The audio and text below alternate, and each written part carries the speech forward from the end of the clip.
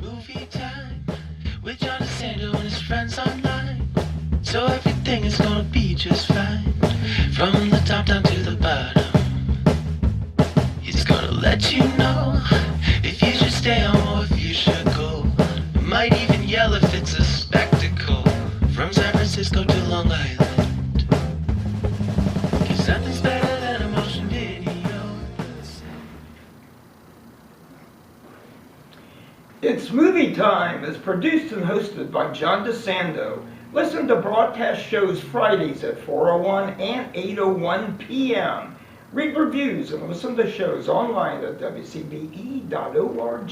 I'm John DeSando. And I'm Wayne Milleer. And this is Movie Time. It sure is, John. And boy, we are decked out in our bogey jackets. Yeah. And it looks like we're ready to go to a summit meeting. I think we should. Yeah. But we'd be overdressed if it was in Reykjavik, Iceland. 1986, Yes. Reagan and Gorbachev met. Yeah. And it was just a meeting. They talked about it as a summit, but a summit is usually a little bit more. Right, exactly, yeah. And this was a meeting, and really it was discussed that the tens and thousands of nuclear missiles aimed at each other. You know, you talk about mutual destruction, you know, of everything, because it's more than enough to take care of each country, but everybody else on the face of the earth. I read a figure such as 70,000 missiles. Yes, yes. Anyway, the movie is called The Brink of War. Yes. It's a small movie, stars Jeff Daniels as Reagan and Jared Harris as Gorbachev, Yeah. Mikhail Gorbachev. Yeah, and there are not many people who are going to see this, I suspect. Yes. The word would have to be out that it's all talk. Yeah. It is all talk, but still very good banter. You know, you talk about the banter that we have. I know. The banter between these two guys. And I think who really steals the show is J.K. Simmons, who I just always have liked him. Yep. Academy Award-winning actor who plays George Shultz, the Secretary of State. And the movie is dedicated to him. And a lot of what we get from this that adds to the dialogue between the two guys, Gorbachev and Reagan, came from Shultz. And it is so interesting because Schultz was kind of like a little bit, I don't know, much in the background at the real time. Yes. And I think that J.K. Simmons brings out whatever it was that Schultz brought to it, because Reagan was such a presence. Yes. A little bit like Trump, where Reagan is the kind of politics, and regardless of what you believe, some people dominate. Kennedy kind of dominated. Kennedy dominated. A force of personality, LBJ probably dominated. Well, gosh, Here, I'm not finding an example. FDR, definitely was another one. That. But I think Daniels does a good job as Reagan. Yeah. I was particularly impressed with Jared Harris as Gorbachev. Oh, I was too. I thought he did a great job. And the close-ups between the two men, and the thing of it is, Daniel's impression of Reagan almost bordered on caricature. A little bit of what you might see on like Saturday Night Live, that always does a good job of just in a satirical way, characterizing leaders and stuff like that. From his walk, from the cock of his head, his nuance and how he would speak. Whereas Gorbachev, I did not know that I can't remember if I've heard him that much.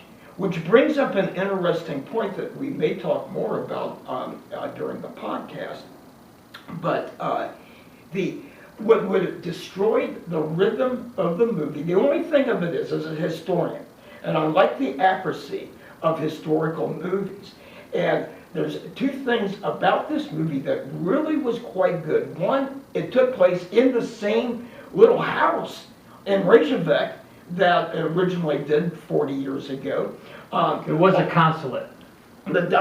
Yeah, it had been a consulate, and I think at one time maybe the British embassy. Yeah. But anyhow, the dialogue, the back and forth, was from transcripts that George Schultz had had. And the other thing that I think added to the realism of it, they got a hold of the guy who originally did some of the photographs there in 1986, and he did some of the photographs or the staging of how the actors were, stationed. It has a quality about it it has a quality about it that's really a stage drama. Yes. So I think many of us suspect we could probably see this on Broadway someday. Yeah. But it's usually the other way around. One of the things that was a movie, but it also was a hit on Broadway as a play, was Frost, which David Frost, the British journalist, interviewing Richard Nixon, yes. of course, after the whole Watergate mess. Yeah. But the one thing about that, the poetic license they took with this movie was Gorbachev, I'm thinking, was he so fluent in English? No, he wasn't. They had translators, and I think when we walked out, I said something like that. The translators would have spoiled the rhythm you could not of the dialogue, and so they made a wise choice.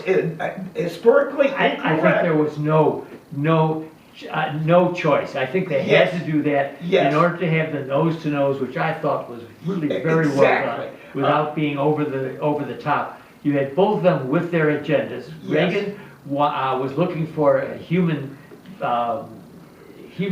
freedom. Yes, it was his bet, and Gorbachev was interested in the missiles. Yes, and it was so funny talking about that. I think it was I don't know, between the two guys, they did kind of like. Gorbachev did bring up some examples of American history to say we're not as goody-goody as we pretend to be. But it was like there was this kind of give and take between down in the basement were CIA officers and KGB officers, and one of them sniped about the CIA saying something about at least our people have freedom, and the KGB guy says, yeah, that's coming from people, from somebody whose ancestors probably owned slaves. Oh yeah, and I that's a great example of what I love about this give and take, this debate style of the two of them. Yes. And I think anybody who's interested in that or diplomacy should see this film to realize, first of all, how difficult diplomacy is, and secondly, how well modulated this was between the two of them. And they had, each one had the capability, for instance, Gorbachev had the capability of being like Nikita Khrushchev. Yes, pounding the shoe on the table. Had the chance for that. Yes. Reagan was more like Kennedy, but Reagan still, you could almost tell he was an actor. And Jack Kennedy was his own glamour puss. Yeah. And he was but so they are interesting players, and that's why I love this.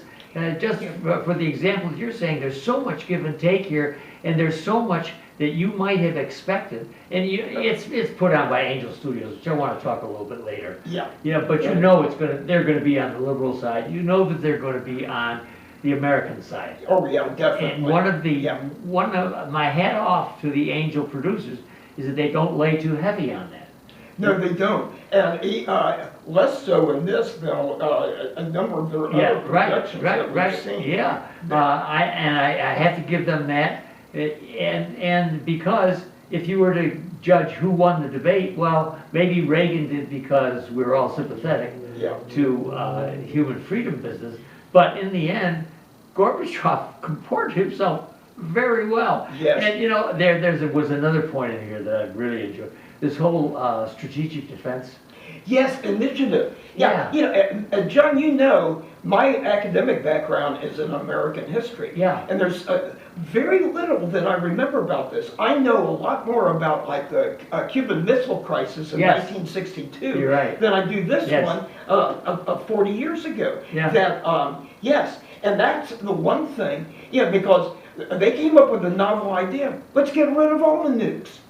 And that's what Gorbachev got close to, but he said, but you need to stop working on that. They called it Star Wars, I remember at the time, that it was like a defense, you know. This is like a shield that would protect us. Now, it reminded me a little bit of something that Trump might come up with. Right. You know, the two of them, I began to say, oh my gosh, Reagan is almost sounding like Trump in getting some absurd thing like this huge dome or whatever to protect us from missiles. That doesn't make sense.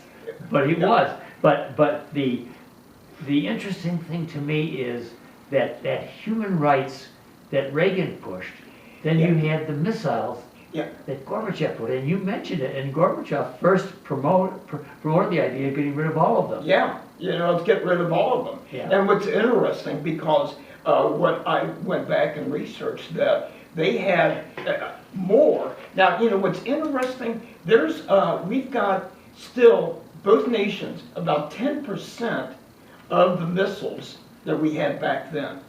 So it did achieve something, even though that it was not deemed as a success at the time. Not immediately, right? It was a year or two, I think, before that we started reducing. The intermediate range and the USSR failed in about 3 years. Yeah, 1989, it was in 87 that both countries signed this thing to get rid of their intermediate range. So there was some kind of an effect of this, but it really was long. It opened a door. Yeah. You know, and that's where, as they were about ready to walk away, and Schultz and Reagan are standing outside the house, you know, on the sidewalk talking about it, and I think it was Reagan's idea that he went up to shake Gorbachev's hand, you know, said he'd like to meet him again, something like that, rather than getting Schultz. Schultz that got Reagan to go. Again, your point is well taken. Who knows about Schultz? This really does a good job of putting him in the forefront. He was, from everything I've read, he was really kind of a genius, you know, as far as the statesman. All right, Wayne Milleer. The movie is The Brink of War. People will have to go to our podcast. In this case, it's Backtalk. Yeah. Go to WCBE on Backtalk to hear more about what we have to say concerning this meeting between these two leaders. Yeah. One of our free world and one of the not so free world. Yeah. So what do you advise about The Brink of War? You know, good question. You know, who would I recommend it to? Definitely anybody that really likes dialogue in their movies. Yes. Rather than all Hooray, here I am. You know, things blowing up all the time. You know, we love some of our action films. I definitely love my suspense movies and mystery. But the thing of it is, this was really a thinking movie, and it's really, especially right now, you know, how the world's changed in 40 years. Yeah. And in some ways, we're maybe not as well off now as we were immediately after this. Well, considering our current aggressive profile, yes. I think that Gorbachev would have more things to say, ironic things to say to us, to catch us on our... I find it very ironic that Gorbachev was the leader of the Soviet Union. You know, it did not strike me as somebody like Putin or Stalin or Khrushchev. He was vulnerable or because he definitely had Western sympathies. Oh, yes. Yes. Yeah, that's what I loved about him. Yeah. I think even Nikita Khrushchev had some underneath him. A little bit. We can maybe say all right. Talk a little bit about that. Yeah, but I would recommend it. But be prepared, though. Yeah.